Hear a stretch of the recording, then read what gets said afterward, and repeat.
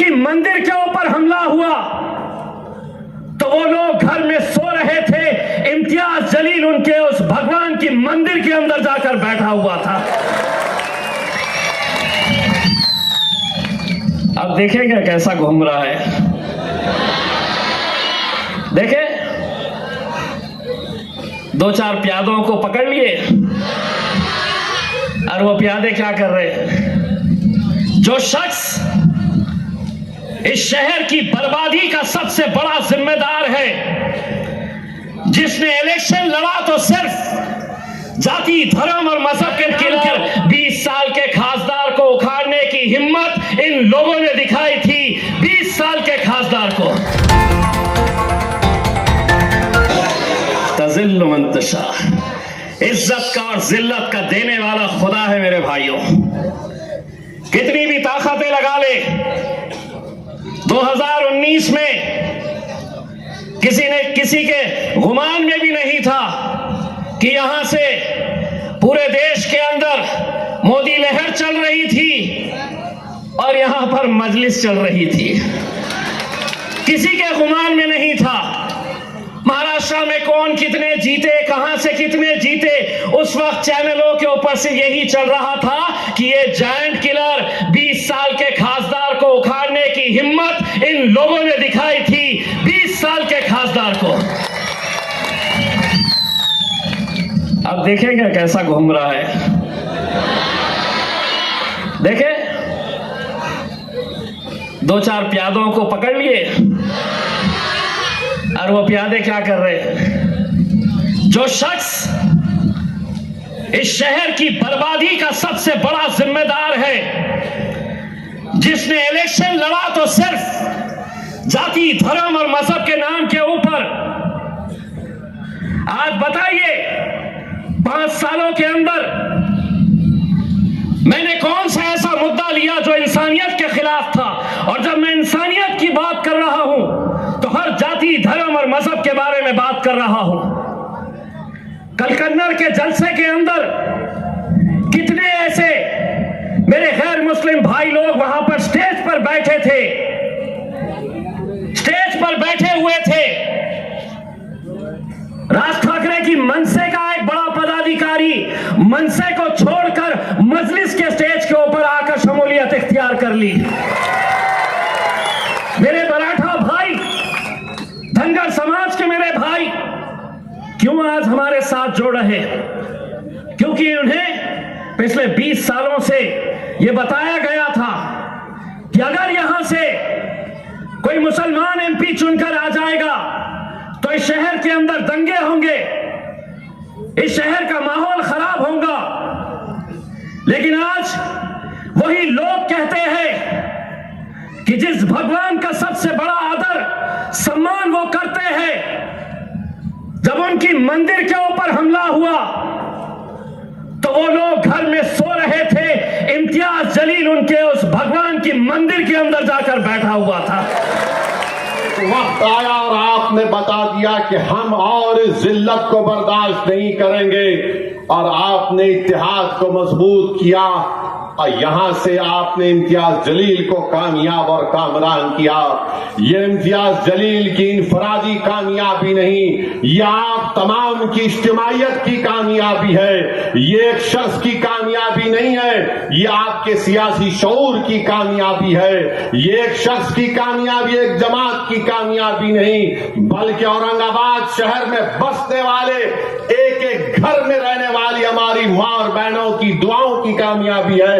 मेरे अजीज दोस्तों और बुजुर्गों, इसीलिए मैं आपको मुबारकबाद भी देता हूं और आपको बताना चाह रहा हूं कि इस कामयाबी के सफर को हमको जारी और सारी रखना है। जो हमने कामयाबी हासिल की, पहले से ज्यादा तादाद में, पहले से ज्यादा अक्सरियत से हमको दोबारा इंशाअल्लाह ताला अपने सियासी सफर को जारी और सारी रखना पड़ेगा और इम्तियाज जलील को यहां से पहले से ज्यादा अक्सरियत से कामयाब करना पड़ेगा। मुझे यकीन है कि इस बार भी पहले से ज्यादा आप लोग अपने इत्तेहाद को मजबूत करेंगे। यकीनन आपको शिकायत हो सकती है असदुद्दीन ओवैसी से और इम्तियाज जलील से।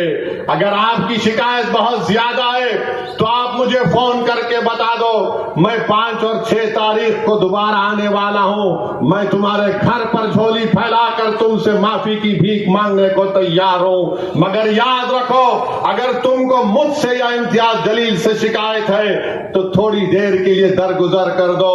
हमारी कोई अहमियत नहीं है, औरंगाबाद की अहमियत ज्यादा है, औरंगाबाद की तारीख की अहमियत ज्यादा है, तुम्हारी इत्तेहाद की अहमियत ज्यादा है।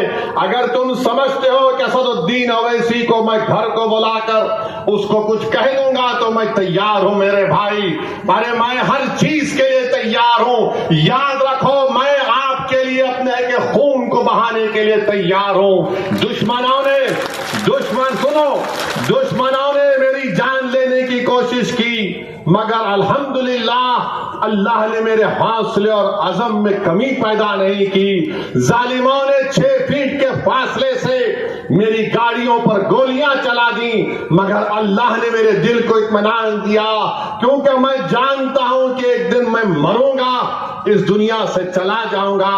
मगर मैं पैगाम दे रहा हूं जालिमों को, मैं पैगाम दे रहा हूं फिरका परस्तों को, जो ताकत के बलबूते पर ये इक़दाम करते हैं कि हम खत्म कर देंगे।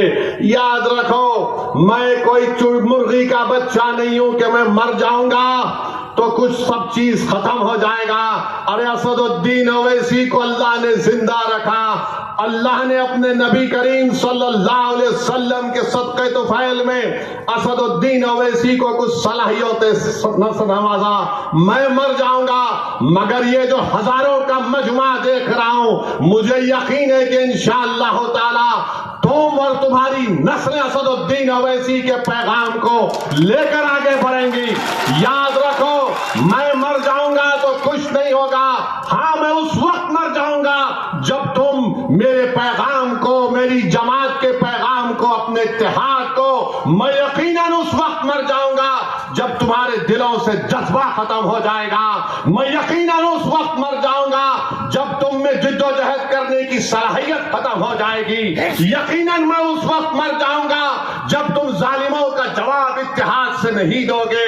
अरे हम जिंदा कौम हैं, हम जिंदा रहने वाले हैं। जब तक हम जिंदा है दुनिया जिंदा रहेगी, जब हम नहीं तो दुनिया भी नहीं रहेगी। ये हमको हमारे बड़े बुजुर्गों ने बताया।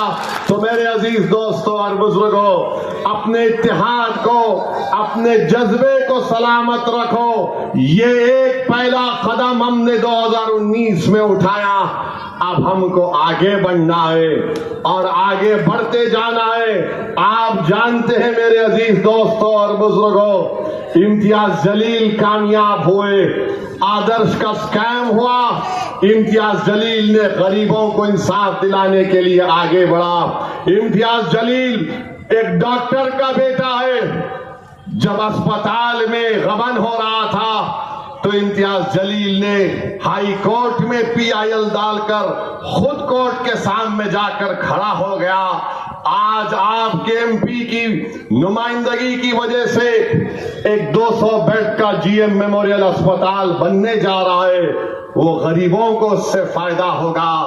जो गरीब और मजलूम होगा इंशाअल्लाह दवाखाना बनने के बाद उसको फायदा मिलेगा। आप जानते हैं कि संग्राम नगर का रेलवे फ्लाईओवर ब्रिज औरंगाबाद में बन रहा है इम्तियाज जलील की नुमाइंदगी पर। वहीं पर बाबा साहब अम्बेडकर मराठवाड़ा विद्यापीठ यूनिवर्सिटी को 100 करोड़ रुपये अगर मिले, उसमें इम्तियाज जलील की नुमाइंदगी बहुत बड़ा रोल उसमें था। अगर आज आप देखते हैं कि आपका दवाखाना प्राइवेट लोगों को दिया जा रहा था, इम्तियाज जलील खड़े हो गया और कहा कि गवर्नमेंट का पैसा है, नाना की दुकान पे मामू की फातिहा होने नहीं दूंगा मैं। और इम्तियाज जलील ने उसको रुकवा दिया। मेरे अजीज दोस्तों और बुजुर्गों, ये इम्तियाज जलील के छोटे से कारनामे आपके सामने बयान कर रहा हूं। और फिर आप जानते हैं कि औरंगाबाद म्युनिसिपल कॉरपोरेशन में डॉक्टर बाबा साहेब अम्बेडकर मराठवाड़ा विद्यापीठ में ऐसे कई मुलाजिमीन को उनके हुकूक इम्तियाज जलील की नुमाइंदगी पर मिले हैं। तो मेरी आपसे गुजारिश है, हाँ एमपी फंड से भी कई काम इम्तियाज जलील साहब ने करवाए हैं, हाँ यकीनन और भी काम करवाना बाकी है। मैं आपसे वादा कर रहा हूं कि इंशाअल्लाह ताला बहुत से काम अभी जेर तकमील है। मजलिस इत्तेहादुल मुस्लिमीन उन तमाम कामों को पूरा करवाएगी। मगर आपको यह भी बताना मैं जरूरी समझता हूं कि 20 साल से एक शख्स को औरंगाबाद की आवाम ने कामयाब किया। 20 साल उनको कामयाब किया। क्या किया उन्होंने? कुछ किया उन्होंने?